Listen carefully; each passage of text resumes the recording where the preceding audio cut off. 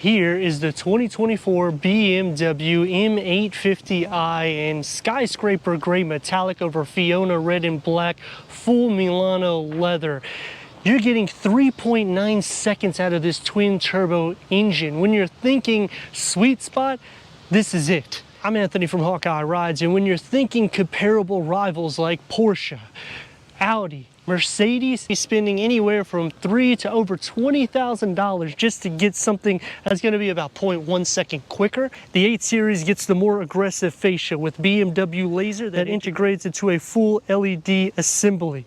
The kidney grille is going to get the matte black and the gloss black elements in the front with the M badging. When you're thinking M8 competition, that's going to have 617 horsepower. So it is going to be a little bit more of a night and day difference in performance, but you're both getting 553 pound-feet of torque out of this 4.4 liter BMW M-powered turbocharged V8 engine.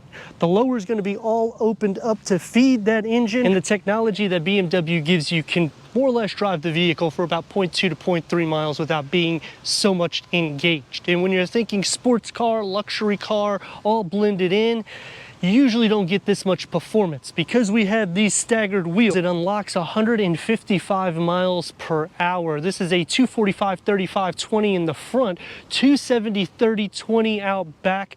Black calipers, that's part of the M Professional Pro package. That gives us 4 pistons in the front with the black calipers housed with a more aggressive skirt, and with the top down, you have the best of both worlds. So now going into that comparison, if you tick the box for a Mercedes, you're getting 0.1 second quicker than this in a 0 to 60. Less horsepower. 911 Carrera S Cabriolet, that's nearly 20 grand more than this to get a few tenths of a second quicker. So it just doesn't make sense because of the level that BMW puts this 8 Series. And that's why this is a sweet spot with the xDrive all-wheel drive. That's going to send 100% power to the rear wheel when you're going off the line. With adaptive M suspension, LED taillights, that's obviously going to be standard, and the lower is going to be a little bit more aggressive than the 840 with the gloss black that's going to surround the dual exhaust outlets with the grille pattern in between. Because the M8 competition gets a diffuser, I get it. This has to be a little bit more settle, but it still has one of the most aggressive exits for a BMW.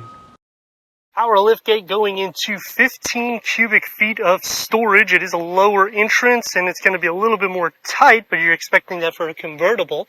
You have a little storage area here. You're going to fold down the seats right here on these sides. And with top to bottom space with the top down, you're going to lose some cargo, but with it up, you gain quite a bit. Split fold the rear bench, it's going to be about a 50-50 split. Unfortunately, you're going to divide that in half as well, but it will open up some cargo capacity. You have plenty of room to take it for a weekend. Let's go inside, start it up so you can hear that exhaust note.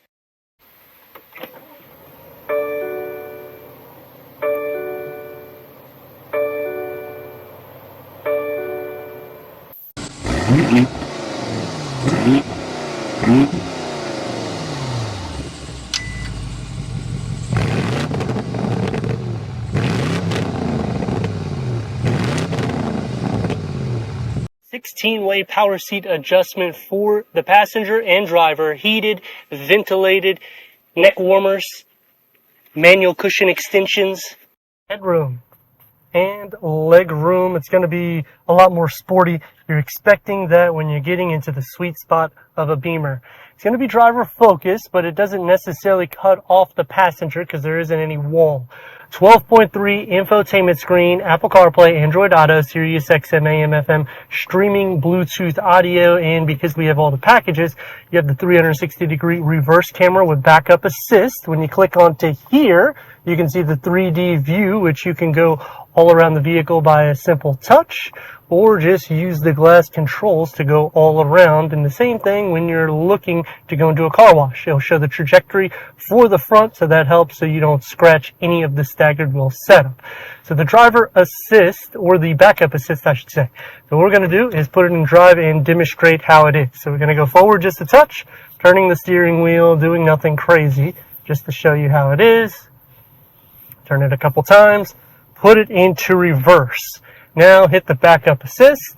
It's going to say that I went 36 feet. It's going to move and engage You let off the brake. I wouldn't necessarily push the gas, but just let the car kind of idle. And it's going to do every movement the same way I did going forward. Which is good if you go into an area that's like a one-way street, or you just need to make it a little bit easier for you for parking. When you hold the brake, it'll indicate with the red lines. So make sure you hold the brake. Dual climate control settings. Carbon fiber is going to be set throughout the interior, and it opens up to a wireless charger pad, USB 12 volt, and the digital BMW key. And the key fob for the M850i.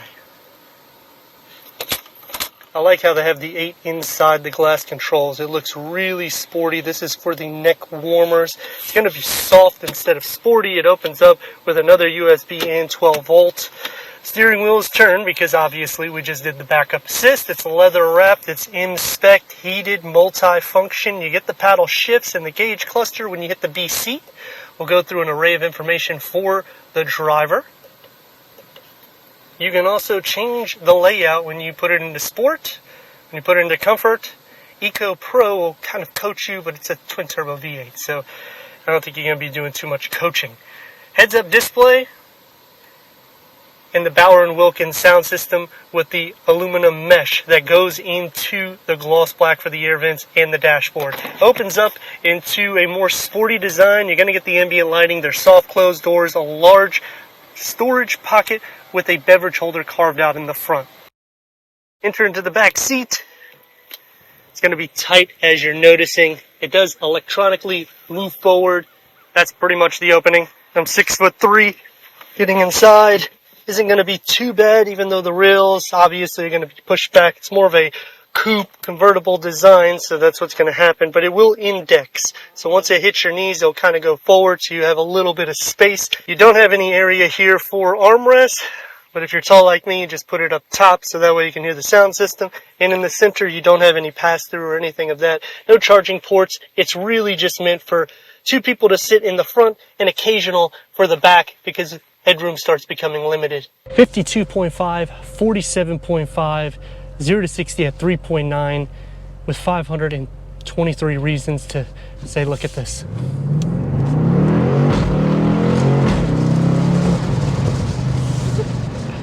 Now we have tire shine, so we're not going to do as much dynamics here, but we're going to show you a little bit.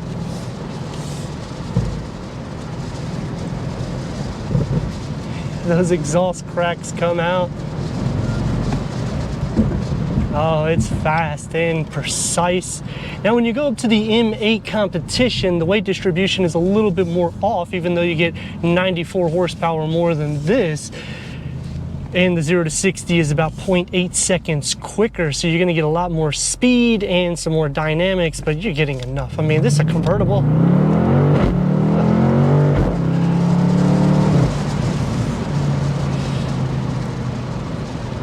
It's a symphony that comes in, and you got brakes to stop.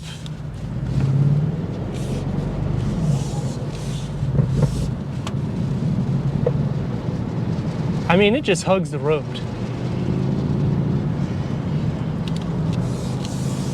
Look at the exit.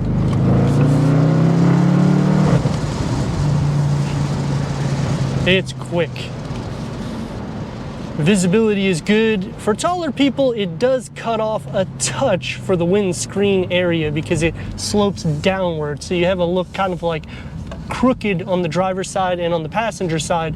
But I mean, I can forgive a lot of the imperfections when I'm thinking about anybody in its class. A throaty exhaust note that comes in. It's going to take me to some pros and cons though. Starting off with the pros is by far this is the sweet spot, because if you go into Audi, get an S.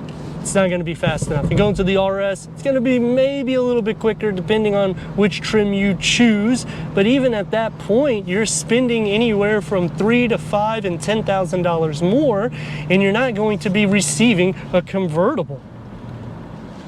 Go into Mercedes, the same thing. Interior, it's still plush and soft, so the seat cushions are good for a long journey. You have cushion extensions, so it takes care of us tall people. A con is they are manual instead of power. When you're at 120 grand price, I would like to see power, but I can also understand, you know, maybe it's a little bit less weight. I don't think it's going to be much, but that's just to satisfy the people in the comments. We're going to go in the turning lane so you can see this too. You can actually fold the top up or down at a lower speed, which is pretty cool because if you are in a pinch between lights and you see that it's getting ready to turn red or turn green, you can quickly put the top up or down depending on the temperature or if it's raining, and you're not having to worry about stopping completely. Now for the con, there's a tray in the cargo which loses quite a bit of top to bottom storage. It has to be deployed in order to put the top down. Otherwise, you can't even lower the top. So there's a few little kinks.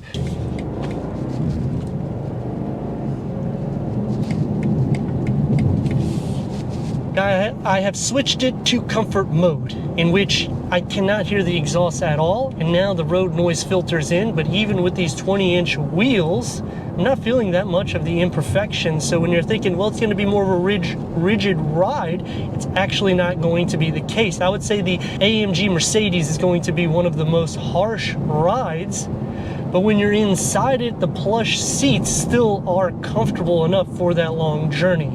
Some cons is we do not receive the AR. The technology isn't as advanced as some of the refresh BMWs that got the LCI. Back seat, you don't get any charges. You're not going to receive any air vents. I understand it's going to be just a quick drive, but it still would be nice to have those things implemented. Another con is where the cup holders are. You have the USB and 12 volt right basically in between them. So if you have your drink filled to the rim, it could spill, in which you know what's going to happen. The big problem that I have with the M850i is when you're thinking pricing, you go into a M4 competition and you're getting just as quick speeds.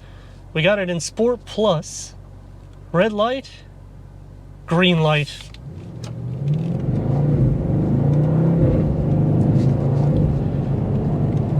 That's not even giving full throttle.